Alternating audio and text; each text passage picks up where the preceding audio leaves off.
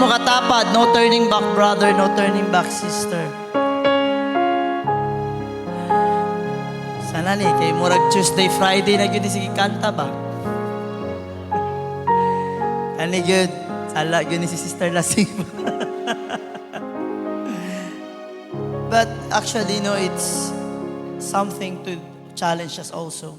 And it's a simple song, but it means a lot.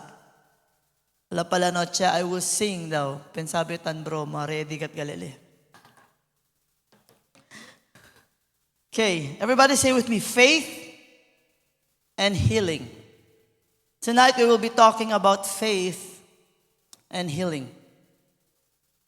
And our text is found in the book of Matthew chapter 9, verses 27 to 29, and Mark chapter 5, verse 34. Although it's in Mark chapter 5, we can also see this in the book of Matthew chapter 9. Before I proceed, let me read what C.S. Lewis said. Faith is the art of holding on to things your reason has once accepted, in spite of your changing moods. It means whatever happens, when you say, nakakipagtuo sa Ginoo, naglisod man na, kalipay man na, nasad man ka, na-happy man ka, still, your eyes is fixed on the Lord Jesus Christ. Ato bang mata fixed kay Jesus? Is our eyes fixed on Christ? It's very important for us to remind ourselves. Our eyes must be fixed on Christ no matter what. Para no turning back gayot. No turning back. Okay? Emels? Pwede kung sakit o tamarcheta may lipatid si flag.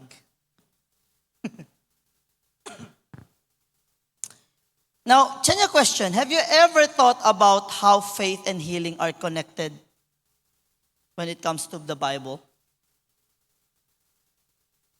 El faith pati el healing, connected ba sila? Huh?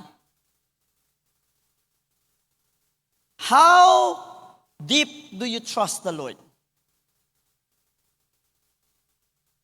Do we really trust Him? Okay.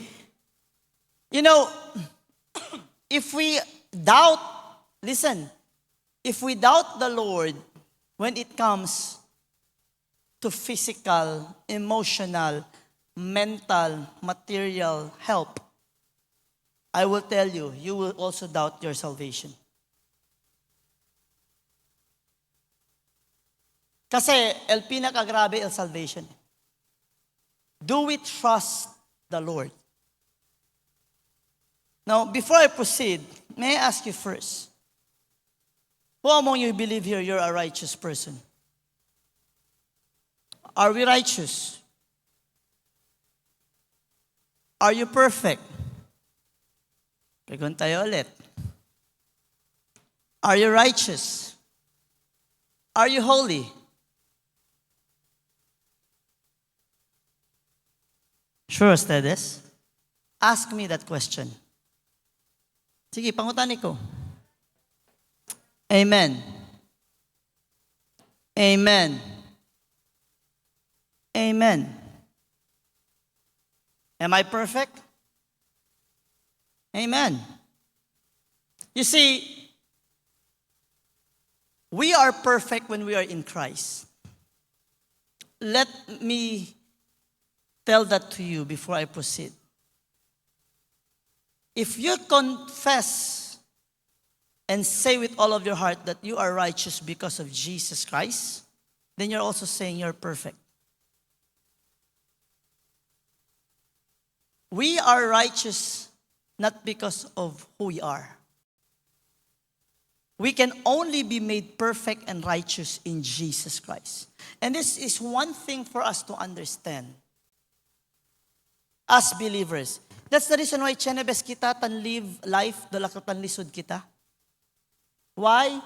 Instead of yable kon Sister Beth Ayer, I am now a righteous person. I work out the salvation that Christ has given to me not to be saved, But I work out that salvation that Christ has given to me as He imputed His righteousness in me. I work that out that I may live to the standards of righteousness that He has given to me. It means it doesn't matter yatumbayo. Numalang kasi sadya yatumbatu. Kay tuyuan. It doesn't matter yatumbayo. I will always say this, Lord, I have failed, but I trust in you. Porque si taabla, because if we cannot trust the Lord with physical and anything else, how can we trust the Lord with our salvation? It is not a reason for us to continue on sinning that we know we are righteous.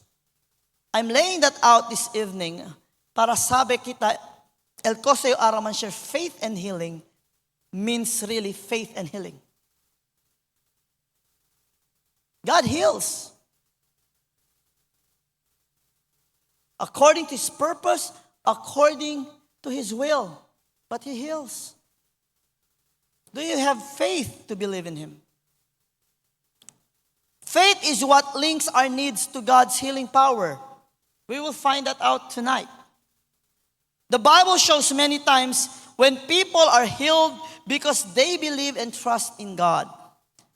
Those who ask for His help with faith often receive His healing, proving that faith is important in experiencing God's power. Sometimes I ask, Lord, you can heal in spite of us being faithless. Because kung gusto niya, pwede lang. But He wants us to trust in Him. Kasi kung nag-trust sa iya, it shows humility in our part. Do you know that when we have faith in the Lord, it shows humility? Mauna, ayaw salig sa imong kaugalingon. Salig sa Ginoo. Your mind and your heart, lalo na your heart is deceitful, will say, wala na ka chance, grabe na imong sakit. Wala na ka chance, wala na kay peace. Wala na ka chance kay ani-ani. Say to your heart, be quiet, because the God that I serve, dili mao ang giingon niya. That's faith. Your heart would say, in spite of storms, ablakele, maya kay grabe storm. But when we talk about faith, faith is not based on feelings. We walk by faith, not by sight. If your feeling tells you wala na, tell your feelings you are a liar. Because in Christ, I always have hope. That's faith. Let's look at the background of Matthew, the context. 9:27 to 29. Akinom na verses este. This happened during the healing ministry of Jesus. Sila kita Matthew chapter 9, manada healing ya si Lord. Yan perform yale. He performed miracles such as a paralyzed man and raising a dead girl, which is found in Matthew 9:18 to 26. And then comes the two blind man. Diba? Yale kita dinante. And so we'll read it again. It says here, Matthew 9:27 to 29. And when Jesus departed thence, two blind men followed him, crying and saying, Thou Son of David, have mercy on us. And when he was coming to the house, the blind men came to him. And Jesus saith unto them, Believe ye that I am able to do this? May I ask you, do you believe that God can heal you tonight? Do you believe that God can make a way in that very problem you're facing that there seems to be no way? Do you believe that God can guide you through the wilderness? The question is if He can. The question is, do you believe if He can? Because He can. Do we trust in Him?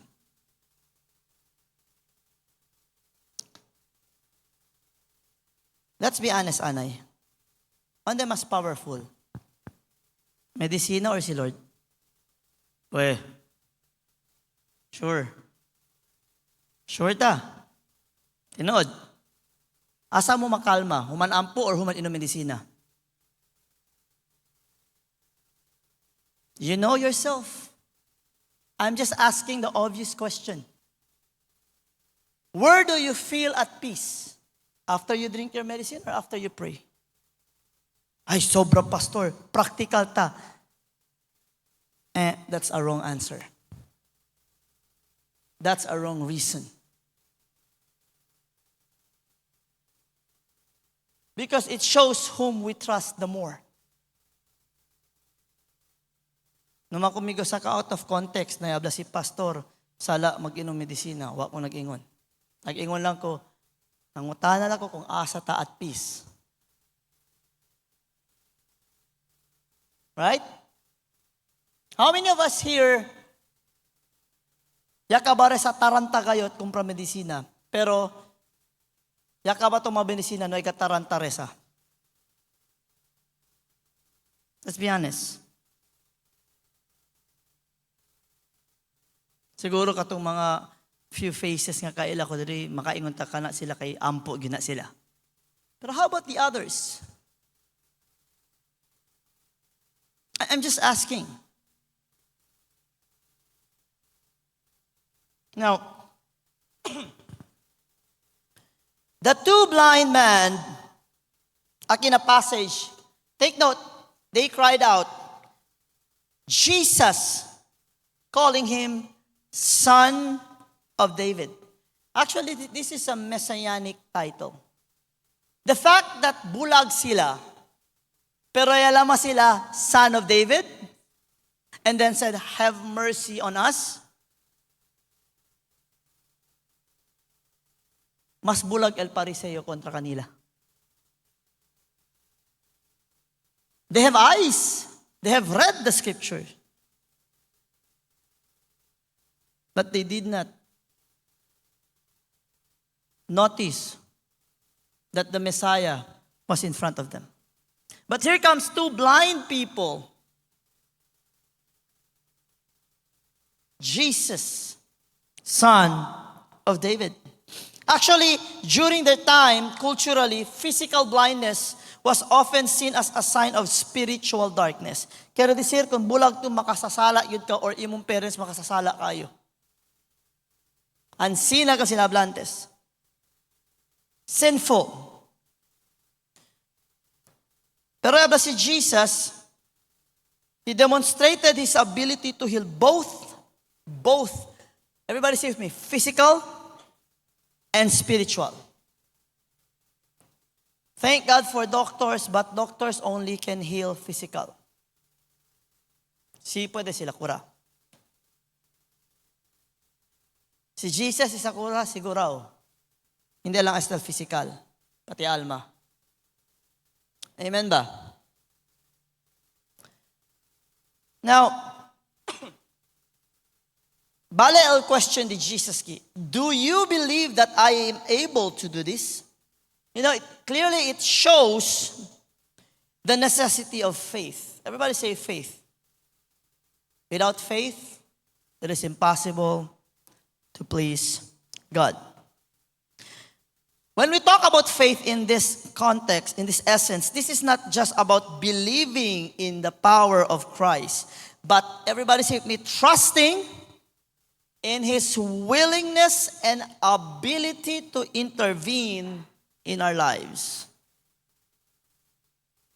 Which, manada ara taabla, hindi na daw si taso sa diara, kay panahon lang daw sa di ila antes.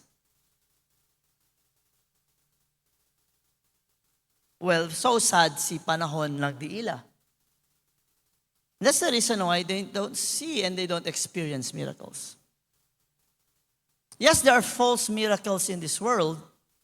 That's the reason why we need to test the Spirit. That's why I always say our eyes must be focused on Christ, not on miracles. But even in this teaching, si Jesus siyempre focus. Why? Faith in Christ, because faith in Christ He is the healer. That's why healing happens. In Mark chapter 5, verse 34, this is a story about a woman who was bleeding for 12 years that Jesus healed. She was suffering this for 12 years. Tas pantangan niya kundi Leo, no igat ka ba de este sangre? Ha? Dili ni siya anemic. Literal tan bleeding le. It means palta kat sa kita sangre.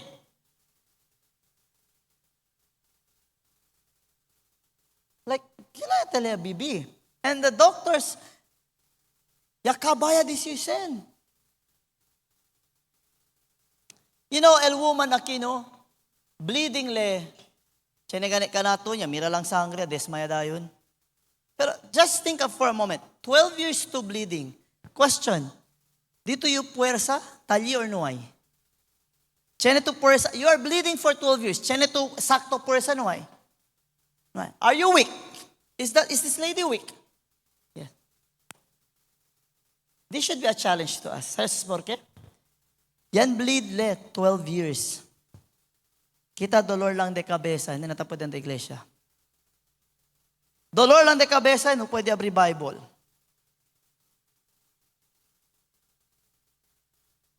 You see the difference?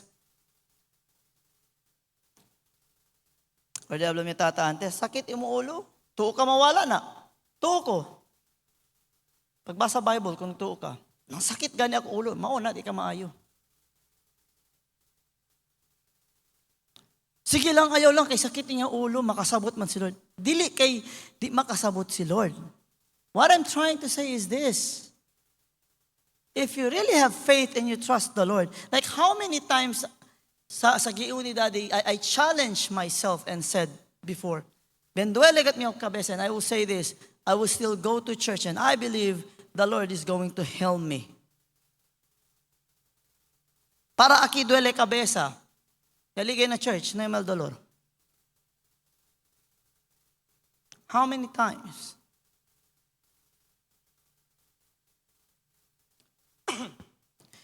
The woman was so desperate for healing. That's the reason why siguro si Lord tan allow chenebes no, lalo ka mataulbidaya kun Lord.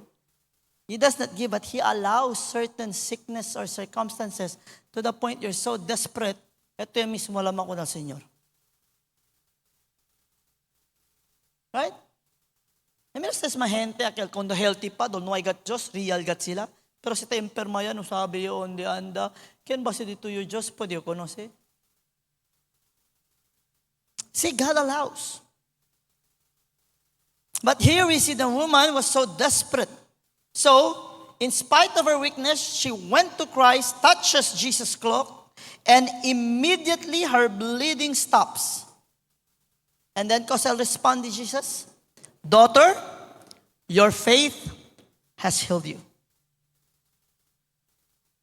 It's the same thing with the two blind men. One thing to note about this woman, if you understand Jewish culture, it means the woman was isolated. Remember, when you're bleeding, you are considered unclean. So, wireless socialization. When you are unclean, ay kunti ko kan kiramang kwento. Before, man-mens lang to her, man-mens to, you cannot socialize. Then, after your menstruation, you need to cleanse yourself for 7 days, I think. Right? Pensa lang ustedes yun ay si Kristo. Poko lang more na iglesia. Isolated pirmi. Right. So her act of faith was particularly bold actually. Because she was bleeding, she was considered unclean. The fact yan dala na public to go, kumbaga bawal kill. That's an act of faith. Just to go to Christ. Kita arap po ko lang, si ingrown lang ka duwele, hindi nabuya. Di ba? Di ko kasi ba, pastor, lisod kayo nga naman. Akong ingrown. Act of faith. So Jesus' response emphasizes that her faith, not just the physical touch, it was the key to her healing. The faith of the woman by saying, if I can only touch the hem of his garment, I will be healed. Di ko kato simbahan, sakit kayong ulo. Pero makalaag. Di ko kabasa Bible, kay sakit ako ulo. Pero makatug, doktor. Di ko kaampo ron, kay grabe, buyong ko. Ay, kabalo ka, na ako secret. Ano saman? Kabalo ka, bisag nalipong ka, nakahigda ka, makaampo ka.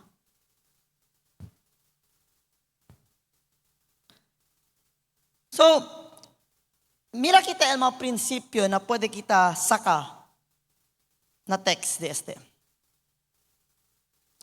First, we can see that faith is essential for healing. Yan ay mo katapad, importante ang pagtuo. Is it biblical? Yes. Why? Si Jesus giklaro niya in the book of Matthew 9 and in the book of Mark 5 that faith plays an important, a critical role in healing.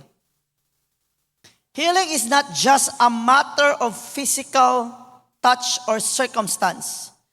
Listen, but it is the response, a response to trust in God's power. Sakal sila talamat, Chenebes, tadali daw kuntigo medisina, pero kwan lang daw kel. Chenebes, dol flour lang kel. Kawar daw chen effect kuntigo. Placebo effect. Diba? What we're talking right now is not placebo effect.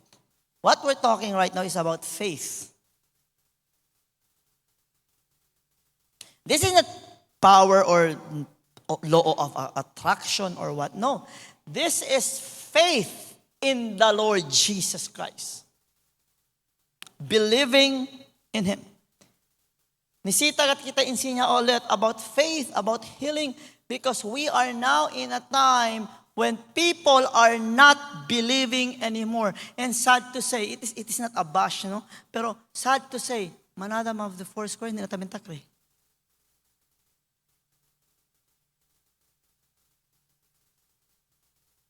Kaya bla sila, hindi kasi sa una man na, lain na daw ang kultura karon. Oy, kung sa lain ang kultura karon. One thing I know, the culture now has worsened. And one thing I know for sure, the devil wants you to believe that the Lord changed. That the Lord is no longer in the business of helping the brokenhearted, no longer in the business of setting the captives free, no longer in the business of letting the blind see, no longer in the business of letting the lame walk. And that is a lie. Because Jesus is still in the business of setting people free. Amen ba? So what's the principle? Healing is not just a physical transformation. It is an act of God that requires the active participation of the individual through faith. I'll give you an example based sa Bible. Diba chanical na Bible, akal bulag? Karabla ko nila si Lord, yes, kupis niya sa kasi Lord, mad, yes, kupili na mad. Gabi tamin, no? Si Lord, yes, kupi na mad. Iana-ana ang mad. Siguro kung ikaw to, Lord, nagdura ka, Lord. Ew, ayaw ko hawiri, Lord. Na, hindi ka kakita. You know, the trust that you allow the dirt plus the saliva and then put sa imong mata. And then, bigla ka ingnan, lakaw dito sa pool of Siloam. Wash your face. Lord, buta na gani ko, nagkuha ka og yuta, giduraan nimo, gibutang sa kong mata, unya karon ipaadto ko nimo sa pool, dili ko ni mo ubanan. Siguro kung kita kailan, sina kita abla, no? Or baka si Talyakan, si Kumigo Akalyase, kabartalito, baka ba to? Penya isek, kutsino man siya, skupi man siya, baka diri, no ay hygiene. Yes or no? Yes, let's be honest. Yes or no? Iyo, undel alcohol. Pabor daw. Yes or no? That itself was an act of faith. Trusting Him. This is what it means to trust in Him. Kusa klase teta. Hable con ustedes, si apone tu aralya sa katu 30 bilok doktor de ara panahon, libato na tiyempo di Jesus, kabarya miracle si Lea Ezekiel. Hable contigo, no hay milagro pa sa. Kaya apenas pa lang yung dura para pone na kara, hable contigo, mas in Kristiyano doktor to pone, hala ko na bulag, ablakel numaya kay di ko chinadas eh. Yes or no? Maskin de GNT ha, liba, mga hente alya. Kawar man nakatalo lubag, bulag. You know, it's easy to say when we read the scripture, but always try to put yourself in the story and try to imagine si etuket. How would you react?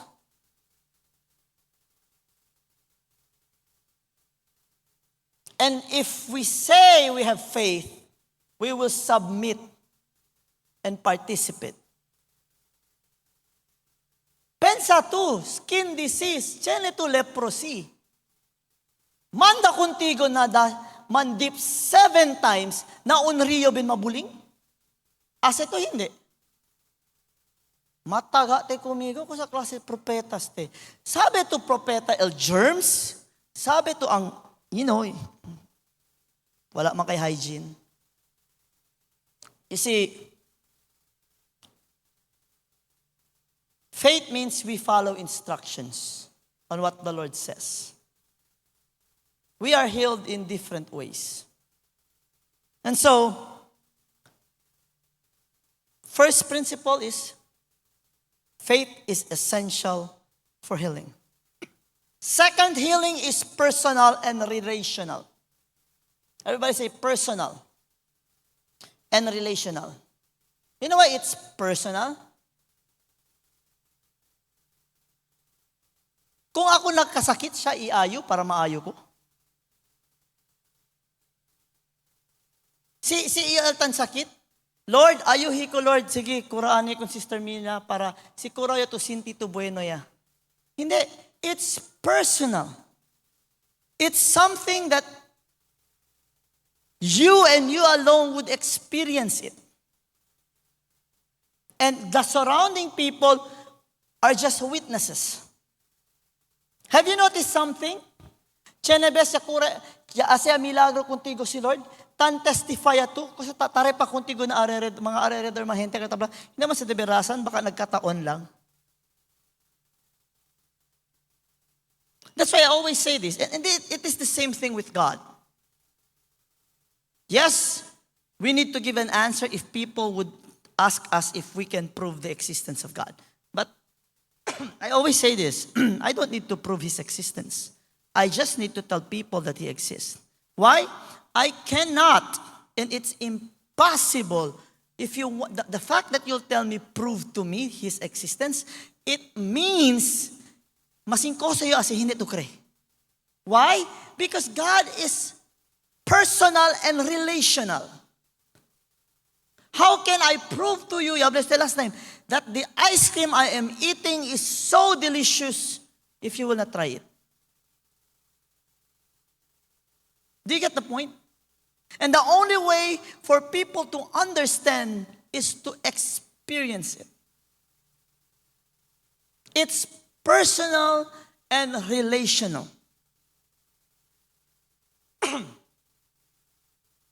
In both passages, Jesus engages directly with the individuals seeking healing. He does not just heal the blind man and the woman. Listen, He affirms their faith. Kasalabla, your faith has made you whole.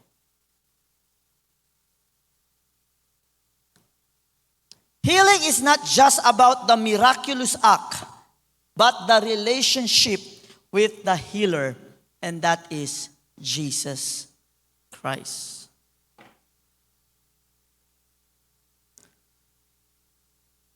El cosa ba sa el tata para na anak? Is it personal and relational? Yes or no? Yes or no? I cannot hear you. Yes or no? El cosa ba ta sa el parents para na anak? Is it personal and relational? And even the children, si Chene to 5 anak, it is still personal and relational. Because individually, you cannot by group. Although you can love them, habla kanila that you love them, but you should, what they call this, give attention to them individually. And you always have a favor with your parents. Yes or no? You know, I love what I heard last time no, on Pastor Ablale. You don't understand the gospel, or you haven't really fully surrendered your life to the gospel. Si Ansina tu, halayan kulpa yo, numato abla kung papang kayang kulpa yo, iskonde kita. Because if you truly understood the gospel, este to abla, hala yan kamali yo. Pabor abla kung papang kay nisita yo disyo ayuda. Tanggap sa ustedes? Because you know, in spite of what you have done, hindi kay agree dito yung parents, but your parents reganya contigo, but they will help you. Maskin, di ba? Ken siya pwede tama na dito yung anak, siya pwede mambangga poste del vecinos. Tata to. Hindi to willing pagaparan dito yung anak, maskin dito yung kulpa. Pero reganya to kunele, porque to ansina no ibig siya. Right? It's the same thing with the Lord. Chene question, chene ba favoritism? Listen. No hay favoritism. Chene will find favor. You know, finding favor in the eyes of God is not favoritism. The closer you are to the Lord, the more favor you will find. That's not favoritism. That's just finding favor and grace. Kasi tanbin, si anak kita di Lord, ¿por qué makita ni miedo sa Lord, kura kumigo? According to your will, Lord. Pero Lord, si ablaman to, your grace is sufficient, like Paul, so be it, I still praise you. That should be our attitude. Amen ba? So God's power to heal is not limited by circumstance. The 2 blind men were powerless to heal themselves. The woman's condition seemed hopeless. Yes or no? 12 years, siya kabaya decision. Yet both found healing through their faith in Christ. Libre. Say with me, libre.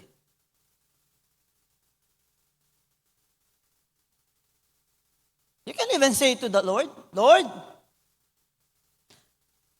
sa panahon ngayon, bawal magkasakit. Lord, ayuhi ko, Lord, kay gastos kay sa ospital. Duol ragid ko sa mo, Lord, kay libre. Tabangi ko yung taong Ginoo. Be honest with the Lord. Amen ba? Listen, this is the principle. No situation is too hard for God's power to intervene. Kasi dito sitwasyon ara. Pastor, wala yun ka nakasabot. Kabalo ko. Yaw si ustedes mga linya. Sabi si pastor, pero neto entende pastor, kay otro kata sitwasyon. Grabe ka ste. May I remind you what the Bible says? There is nothing new under the sun. Lain yun ni pastor. Special. Kanigod kay murag dili kaya ni Lord. Dili kaya ni Lord. Wala gyud kakaila ang Ginoo imong gialagaran.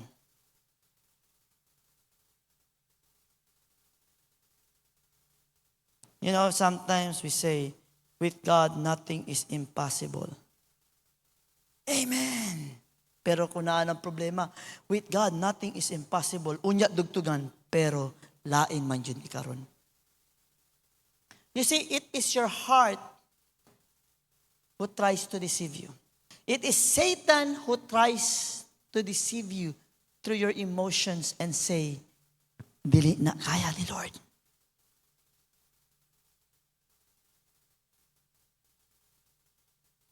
You know what you say? Get thee behind me, Satan. It doesn't matter if you're telling. You're not telling yourself. You're telling to the thing that puts on your mind na si Lord, hindi kaya. Mira daw kita. Kaya ba kita abla? Na di aton self, si tampray kita, karbigla abla, oo, ampo ka, pero grabe na yung sitwasyon, dili na kaya. Dili na yun ako kaya. May na mo, makayong ka? In Jesus' name, get thee behind me, Satan.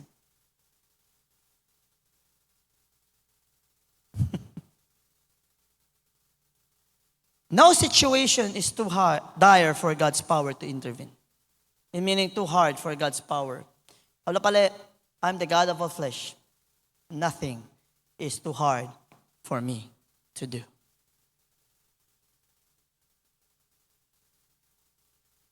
Handa kita ng mga practical applications. First practical application, believe that faith opens the door for healing. Do you believe that? Do you believe that?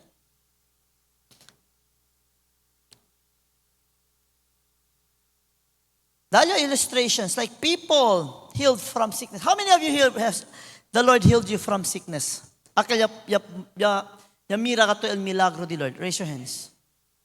Akal mga grabe sakit gat antes. I heard antes akal mga grabe sakit gayot. Oh, yakura kan sila. Si Ate Sandy antes, plako kat sa skin and bones sa binikiya mo kaya uyan. Diba Ate San? Tapo de durmi. But she was healed mightily by the Lord. As in, was that instant healing, Tesan? Instant healing. And I know many of you here. Then again, Chenebes, porque kita tabla, pero otros te. Like I said last Sunday, I think. Our eyes must focus on the Lord, not on the miracles. Dapat man-believe kita kunel miracle worker, hindi kunel miracle itself. Kasi kung na miracle to man believe, you tend to ask signs from another sign from another miracle. Dying people, yablel doctor na yung chance, but healed by the power of the Lord. Kasi manggalikin, ay, false miracle na. Sino ba, ansin nila sila tabla, no?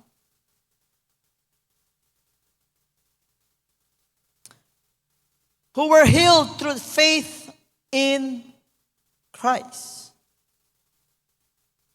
And so we must believe that faith opens doors for healing. If we are facing physical, emotional, or spiritual struggles, have faith in the Lord. Our faith in God should compel us to seek the face of the Lord. And through seeking the face of the Lord, believing that the God that we seek, the God that we serve, the God whom we worship is able, and not only able and willing to heal you. Again, according to His purpose and will. Siya ablaya si Lord, uli na anak, wala ta mabuhat. Uli na gyud ta. Bisag ingron lang ang nagsakit. Ne, what I'm saying is this. Nagani mga walay sakit, gikuha ng si Ginoo. But I tell you this, unless naa pa kay mission diri sa kalibutan, faithful ka sa Ginoo na kay mission, I tell you, unless the Lord signs your death certificate, you will always experience the healing that comes from the Lord. Pero sigurado ko, 100 years from now, kung di pa mabalik sa Ginoo, tanan ta diri wala na. Ayaw ingon buyag. Kinsa? Katawanan ba no? Kan nga na sidetrack, katawag yun ko ba, kay lantaw kog news. Ang SSS sa Amerika, karon gi-check man nila. Yan resign al direktor del SSS nila. Yan mira sila na listahan. Keberto, chenelya ta recibe from ages 200 to 300. Like, ansi nakakurakot. Now, not unless liga ustedes age 200 or 300, 100 years from now, taki pa to. Diba? Sinapagin na si Lord. But what I'm trying to say is this. If God permits, 100 years from now you're still here, it means this. You will always receive the healing coming from the Lord.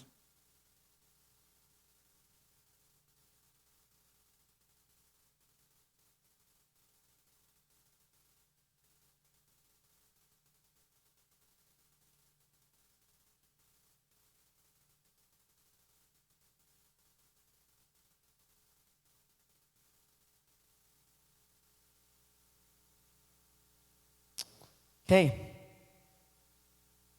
Sir, kata ka ba? Second, believe, have faith in God's timing. Say, faith in God's timing. Dahil practical illustration. Cuando quebra minha pies, habla pa el doctor. Sound. 6 to 8 months before daw yo pwede kamina. 6 to 8 months ata. When I was 3 years old, mayor lang nyo, unaan nyo kunsak. Kabarblab nyo nana, chenyo cast. Naman na daw po ne. Rise up and walk. Naman na iscribe na cast. Rise up and walk. 6 to 8 months. Right? Naman liga alaman niya na. Spanta ustedes, 2 to 3 months pa lang. Sa Koreo, to the point niya kebra ulit niyo piyes. Kaya sal tayo na sako de arroz, siya kay kumigo.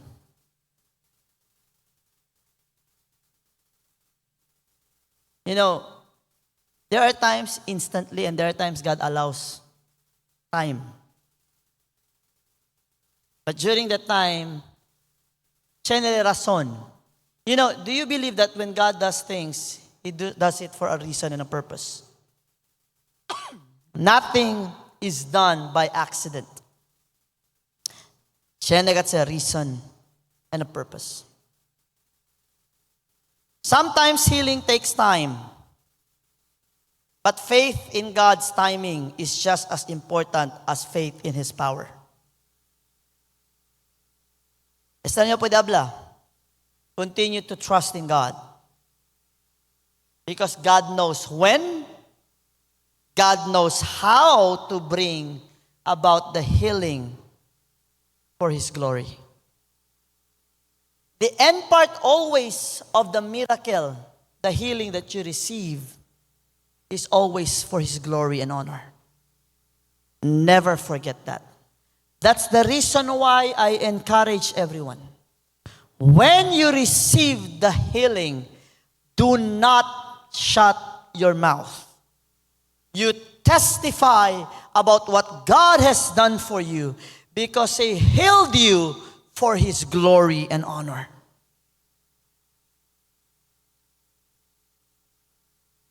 Third, have faith that healing brings peace and freedom.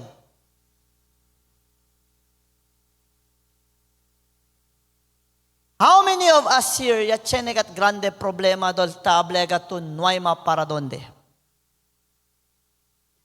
I tell you, aquel pandemic, manada gente se, manada ganyan suicide. Yes or no? Yes or no? You know, when the Lord gives healing, He gives it in many ways. Diyan ko yung pregunta. Pastor, nga na katong pandemic, maragwala ra ka. You know why? I was already prepared. Because before it happened, I knew it was coming. Hindi kay propeta yo. But the signs were already there. I even told my sister, amoy este el table last time. That even America, when it hits it, they are not ready for it.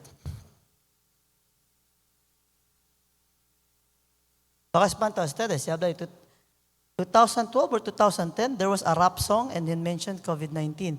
Do you know that the patent of COVID-19 goes back, I think, 60s or 70s pa? This is not new. They manda lang sila mira, it's like new. What I'm trying to say is this. Healing is not only sickness. Healing is knowing the truth. And when you know the truth, and when it happens, I tell you, you will be at peace. Na porque tu pastor, si te entra na casa, taban niya lang to syempre. First, syempre, para limpyo. Segundo, para wala na isaba. Eh kung musunod ka sa balay, wag kaligo, dahan saba. Mas kuyaw to kaysa sa COVID. Ang saba. I'm not saying COVID is not true. It's true. But it's a man-made virus. To make you, it's for fear-mongering.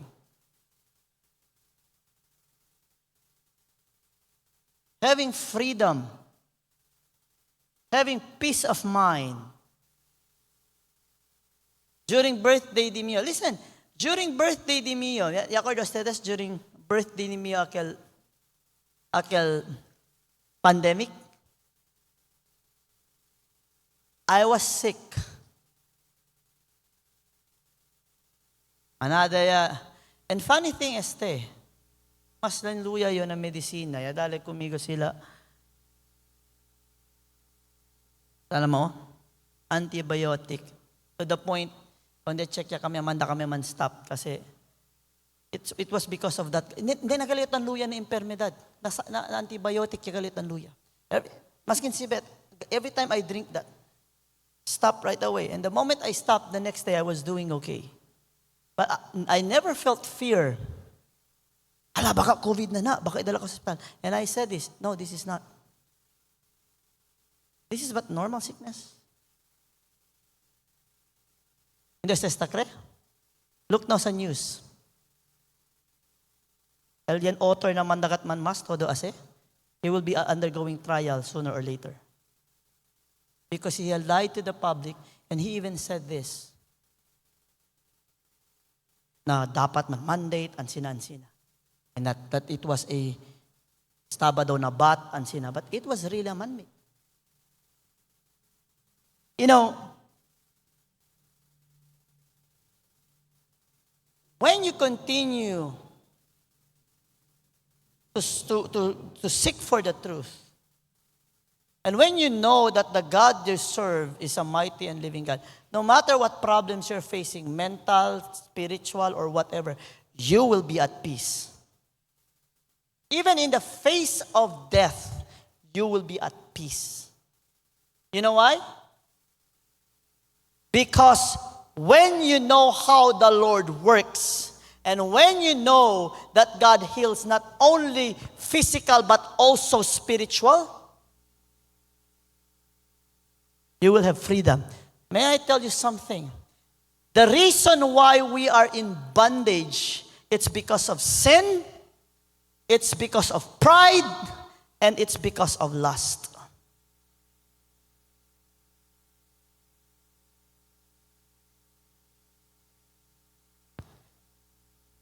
The Bible says this, lust of the flesh, lust of the eyes, and pride of life.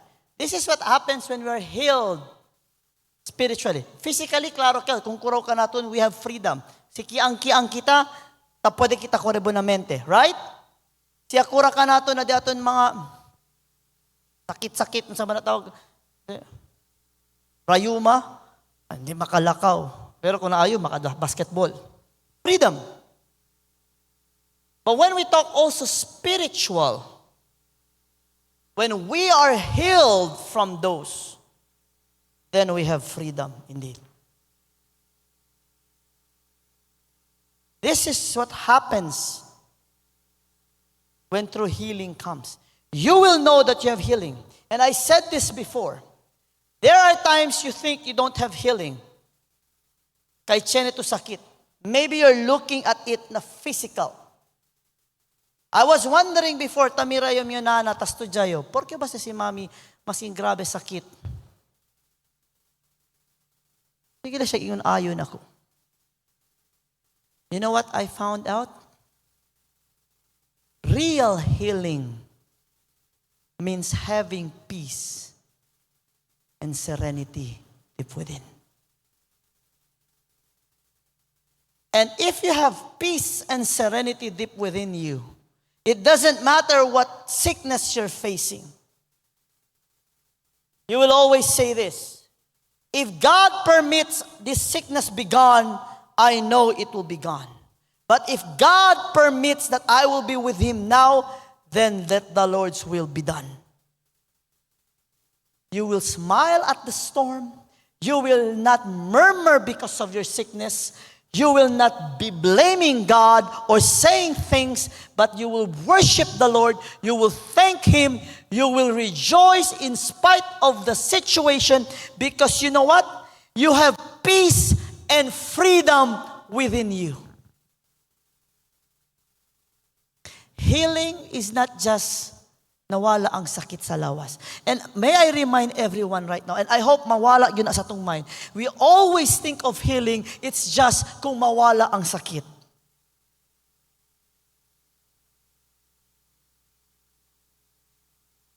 Hello? There are times, and I said this last time, there are times when the problem comes, God fixes the problem. But there are also times God allows problems to fix us. And there are times God allows us to face certain problems to teach us to be silent, to keep still, and to trust in the Lord, to have peace, and to be set free from the worries because of overthinking, to the point you lose sight of the King you serve.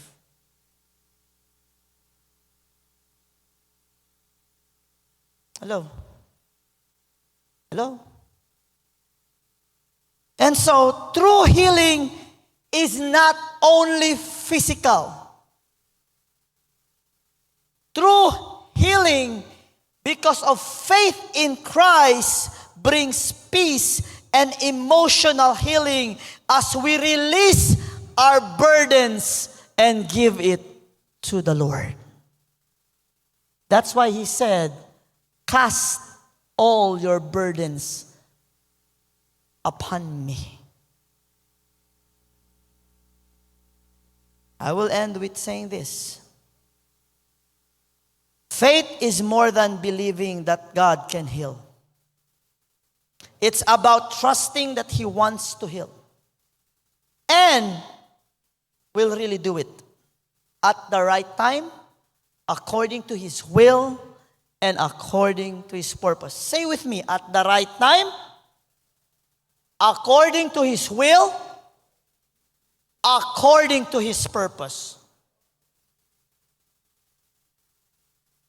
And when we do not understand that, at the right time, according to his will and purpose, that's the reason why we get confused when we talk about healing. Kasi once atwa healing is this, only physical, at my right time, the way I want it to be. Hindi ansina, mga hermano y hermana. It means this. If you tell the Lord, I believe in you, you know it, when to do it, how to do it, why you're going to do it, you show confidence in God. You show confidence in His knowledge. You show confidence in His power. And you show confidence that He is available to us and that He cares about your well-being, about our well-being. And so no matter what you're going through, brothers and sisters, it might be sickness, it might be emotional pain, it might be spiritual struggles. Remember this. Without faith, it is impossible to please God. But faith in God brings healing. And when I say healing, just think of these two things. Everybody say with me, peace, freedom.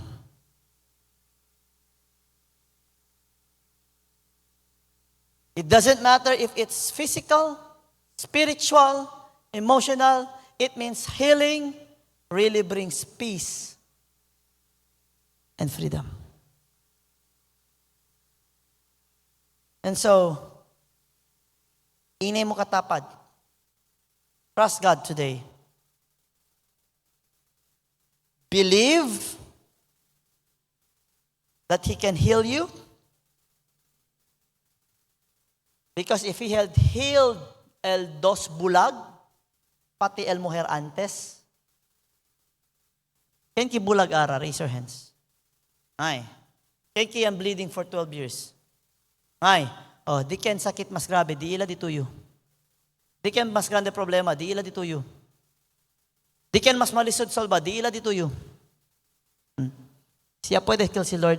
Don't know like nothing lang. Like I said last time, let me all stand. Para kita, no? 7:36 siya gali. Like I said last time, it's high time for us to stop bragging about how big our problem is. Dili yun na madala. Wala ka nakasapot. Dako kayo kong problema. Lain kayo ni siya. Stop it.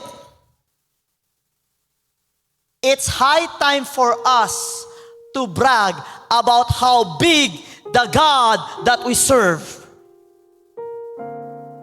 No problem is so great that God cannot fix. Have you noticed something?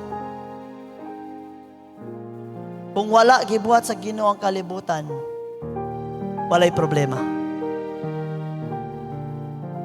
Nagka-problema lang tungod sa sala. Sa vocabulary ni Lord, problem does not exist. That's the reality. For God, there's no such thing as problem. Kasi wala imposible sa iya.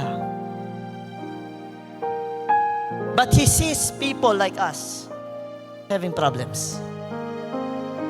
Pasalamat ta that we serve a mighty and living God. Inay mo katapad, God can heal you.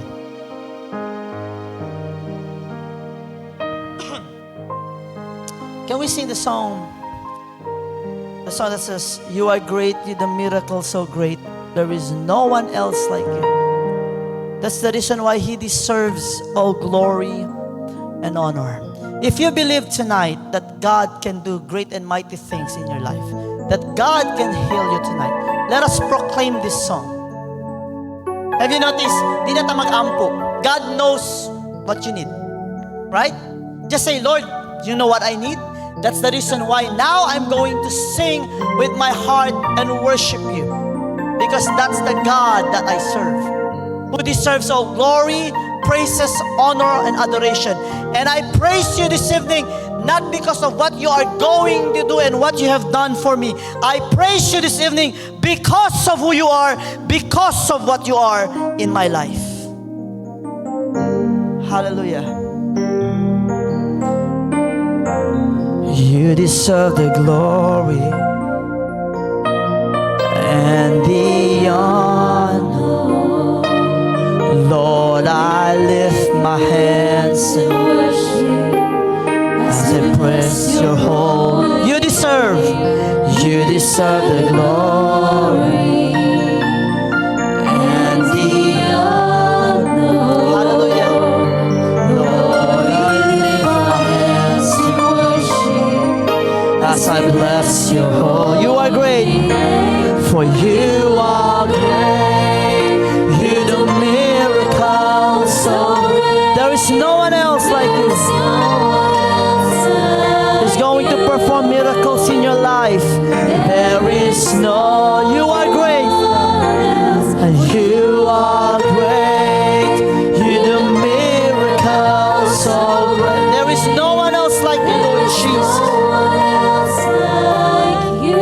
There is no one else. You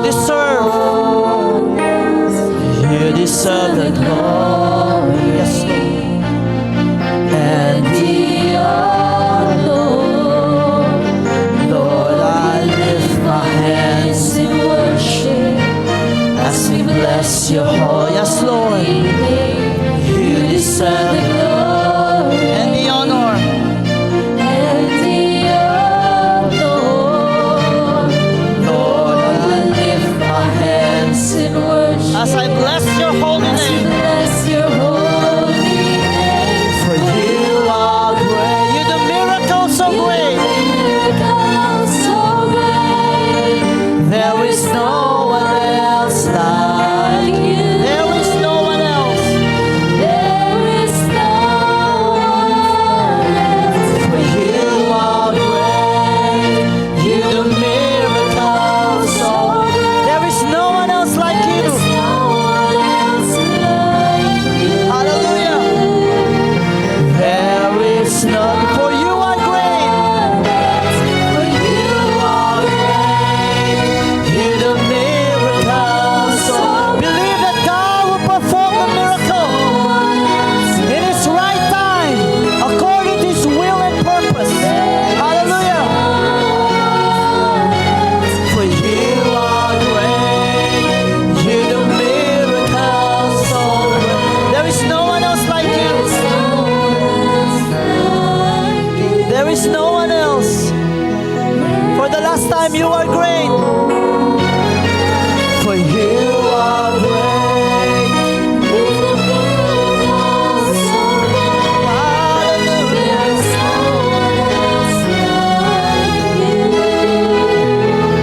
There is no one. For you are great. For you are great. You do miracles so great. There is no one else like you. There is no one else like you. Before I close in prayer, thank Him. Thank Him and bless His name. Hallelujah. Just thank Him for the answer. He knows your problems. Believe. Believe. Have faith in Him. Hallelujah. Hallelujah.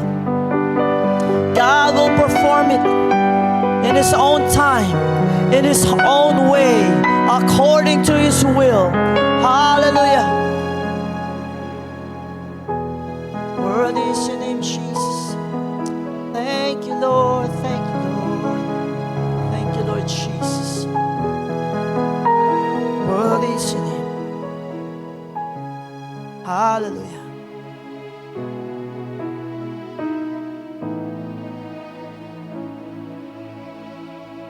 Hallelujah.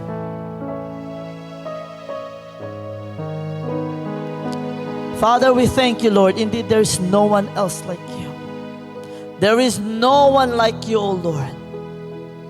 You're the one true living God, our Creator, our Savior, our King, our Father in heaven,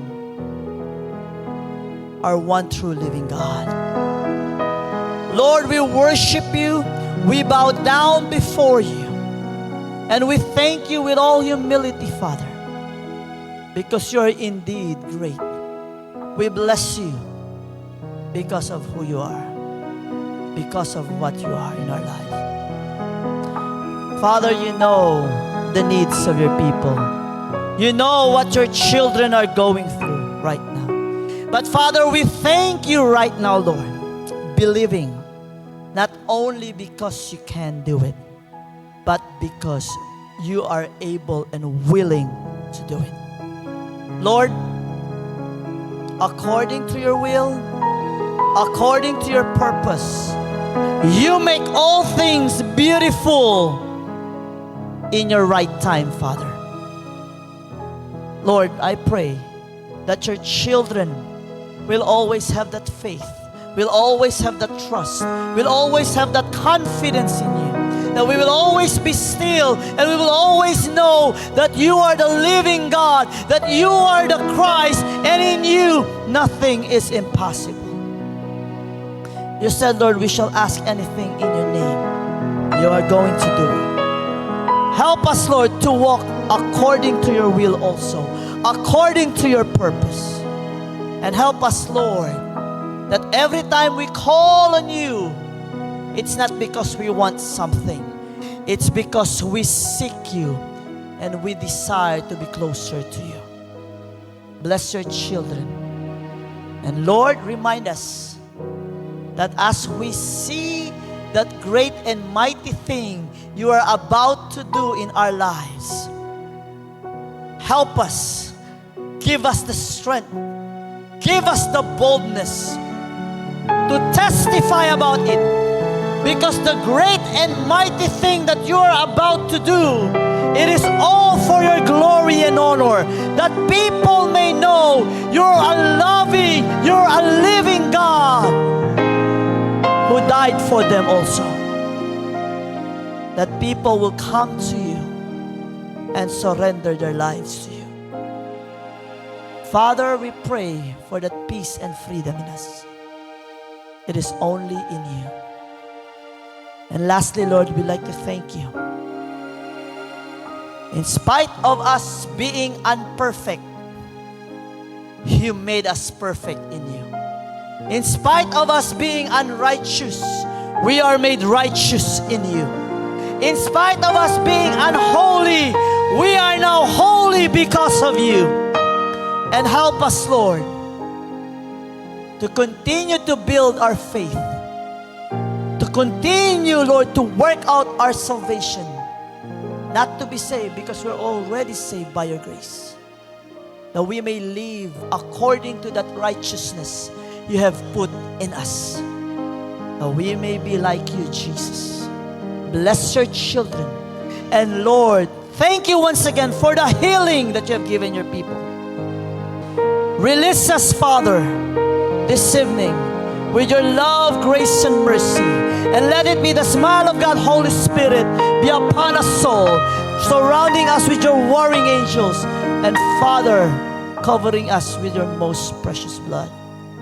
Thank you for the victory we have in you. We shall go out and go home with joy and gladness, victorious, knowing that with you we are always victorious. All this I pray. Release us with your blessings. In Jesus' name. And everybody shout, praise the Lord. Shout, praise the Lord. Say, Father, thank you for the answer.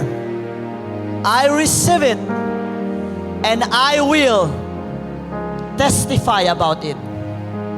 In Jesus' name. Amen. Go in peace. Hallelujah.